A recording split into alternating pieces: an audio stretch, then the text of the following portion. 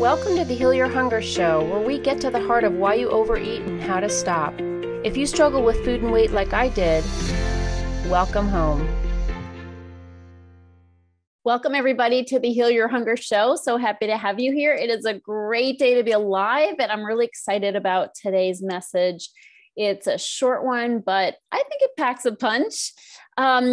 If you're here for the first time at the Heal Your Hunger Show, I want to say welcome. This is where I spend a lot of time talking about the inner workings of the emotional eater's mind. How do I know about the emotional eater's mind? Well, because I, of course, am an emotional eater, and I've spent the past 30 years researching the inner workings of the addictive personality and the emotional eater's mind, starting with myself, subject number one, but moving on to thousands of people that I've been very blessed to impact with this message about healing emotional eating, losing weight from the inside out, getting off the diet track, and dealing with what drives us to the kitchen time and time again. So don't you want to know about that? Aren't you sick of the whole diet and weight loss roller coaster ride? Yeah, I was too. So get off it and come here, learn about how to heal the underlying causes of emotional eating.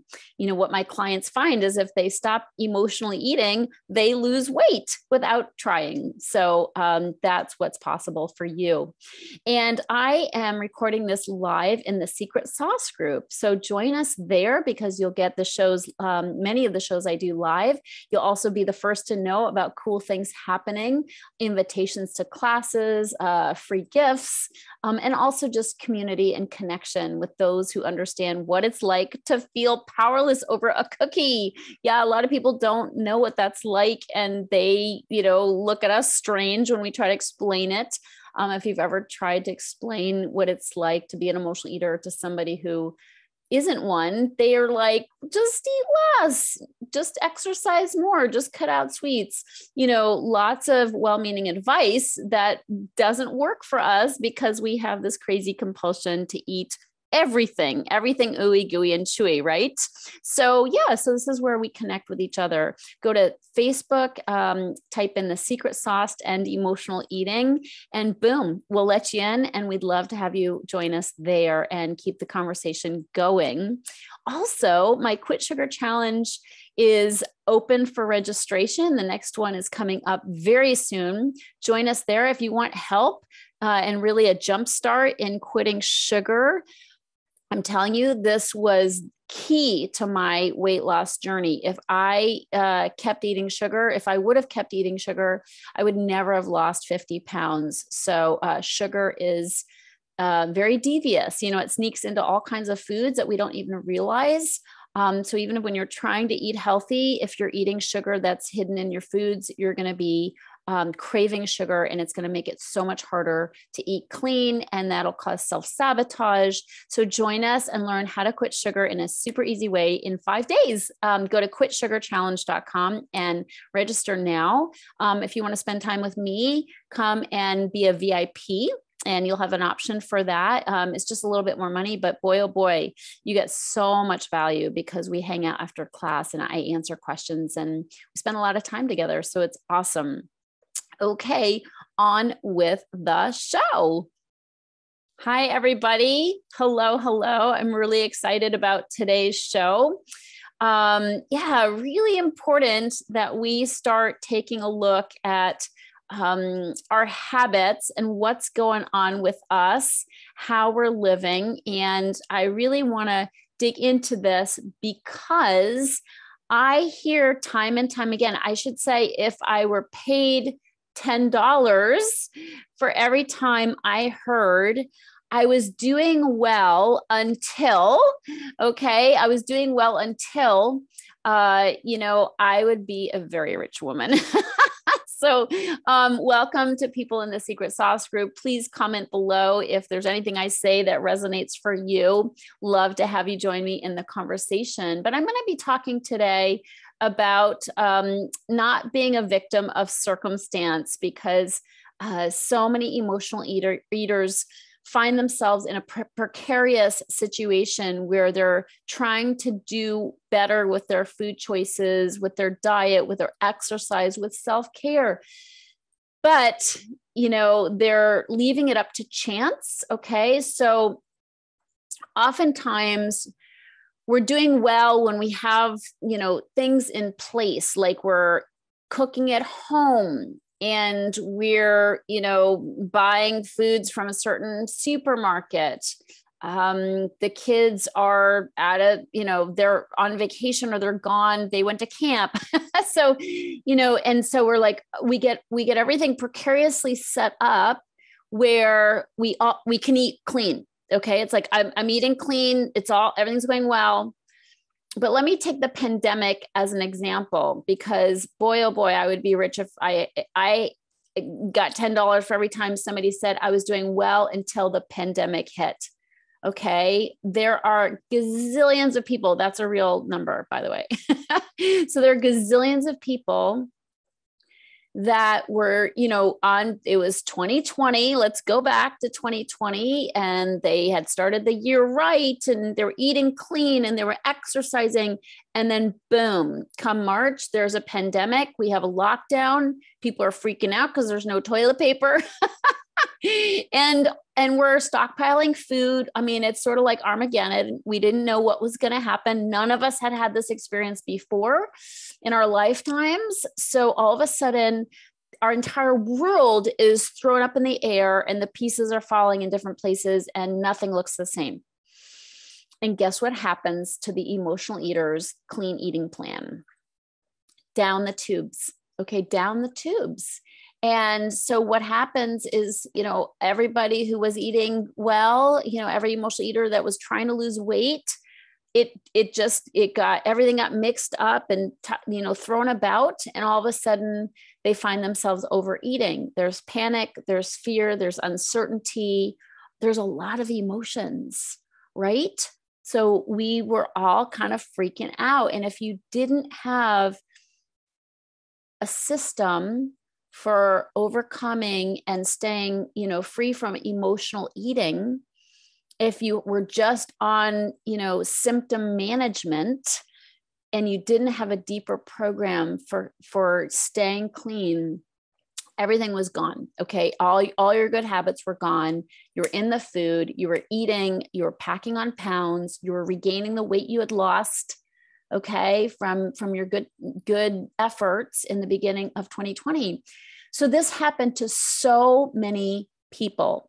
Okay. I can't even tell you how many people I've spoken to, people who reached out to Heal Your Hunger looking for support, in the past couple of years, who said, yeah, I was doing good until the pandemic hit. And then everything went to hell in a handbasket.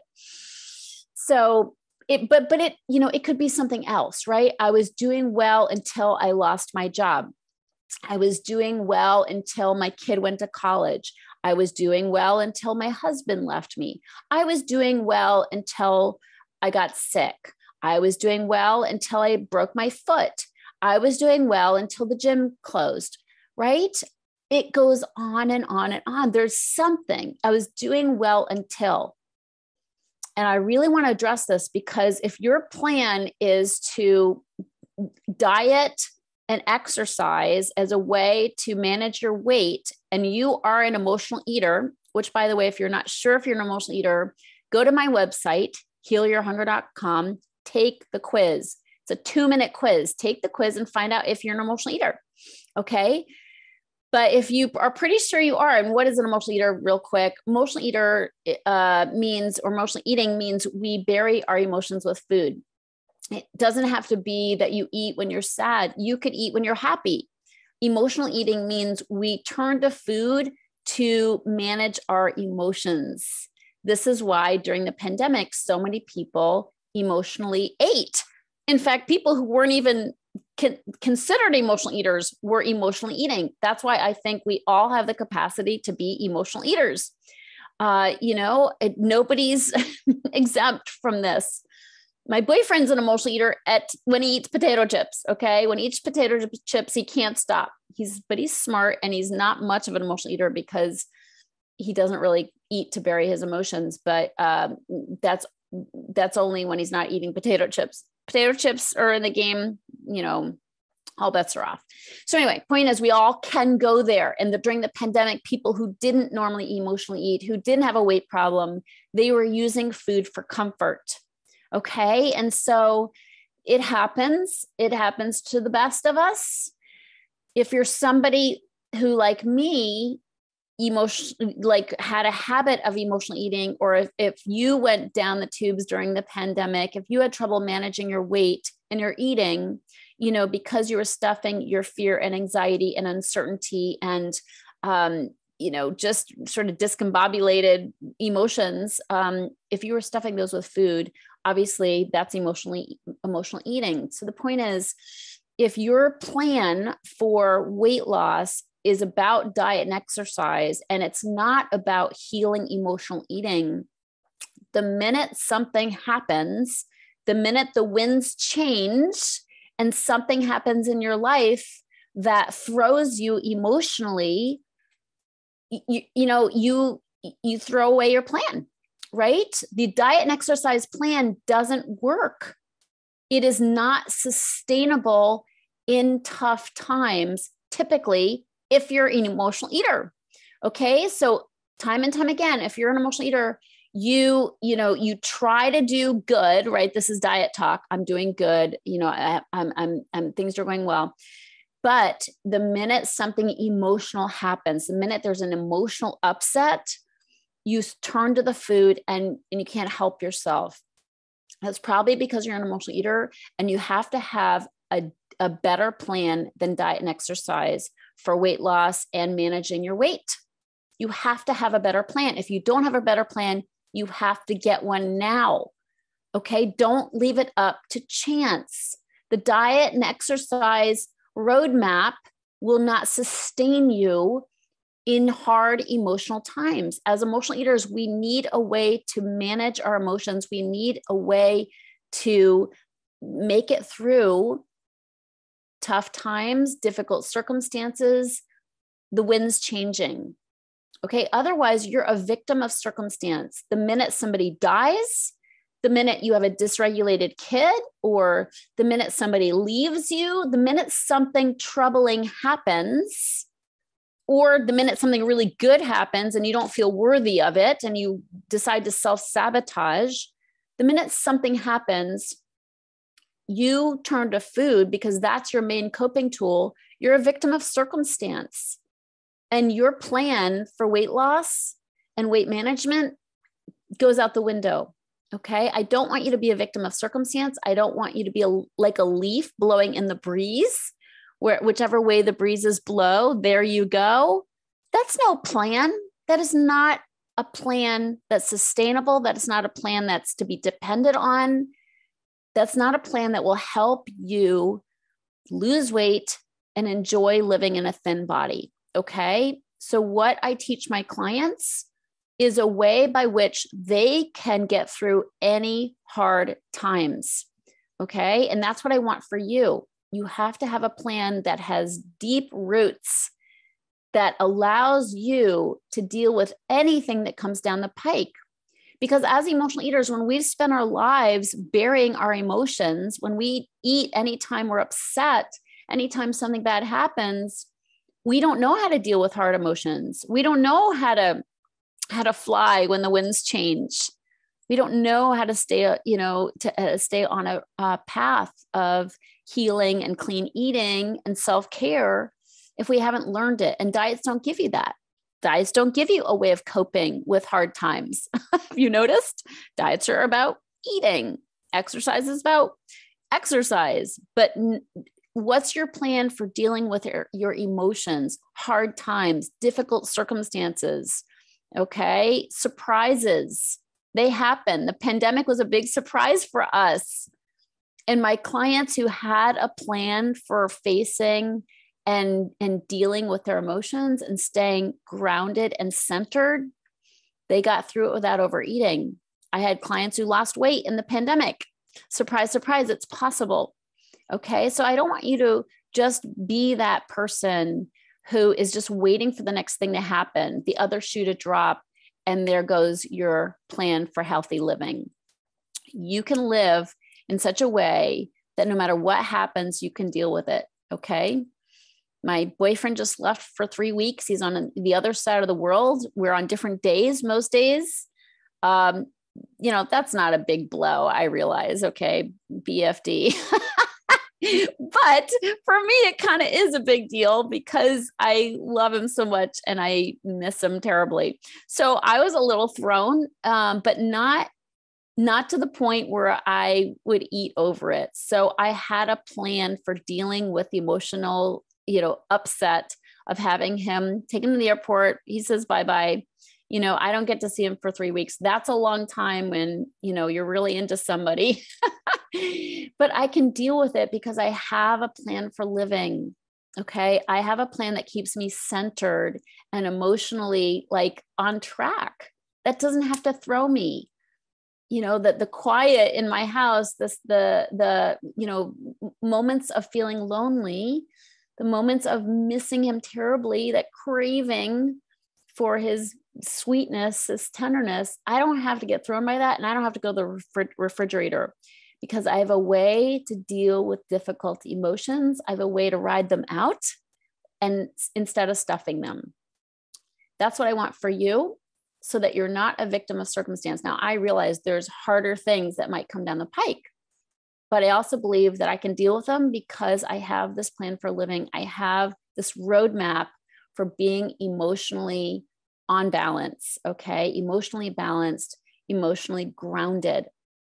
That's what my clients have. And the nice thing is it doesn't matter what comes down the pike.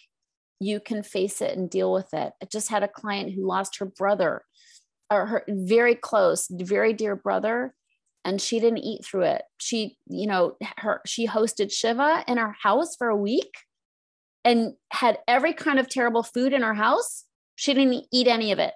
Why? Because she had a plan for living and she had a community of people supporting her that she could come to and share her sadness with. So I want that for you. I don't want you to be a victim of circumstance. Find a plan that runs deeper than diet and exercise, because that plan will blow out the window the minute the winds change. Okay. It doesn't give you a way to deal with your emotions, a way to stay emotionally grounded, a way to feel supported and loved through any kind of circumstances. That's what you need. It has to have roots, deep roots.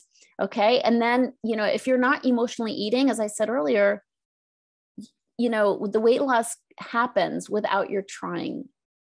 Isn't that nice? You don't have to weigh yourself anymore. You don't have to diet anymore. You don't have to, do crazy things with a scale and with, exercise. You can be self-caring and self-loving, take care of your body and stay grounded and be the best person you can possibly be without turning to food and without, really taking a big dip. So anyway, I hope that's helpful. Please reach out. We'd love to support you in this deeper, more sustainable plan for living. It works. It's awesome. I haven't dieted in decades and I'm super happy about that. And my clients are getting off the diet track. So yeah, do not be a victim of circumstance anymore. I'm really excited to show you how to do that.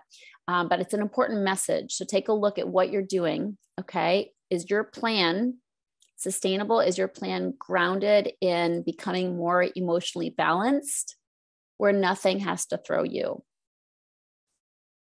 Thank you so much. I will see you on the next show. Take care.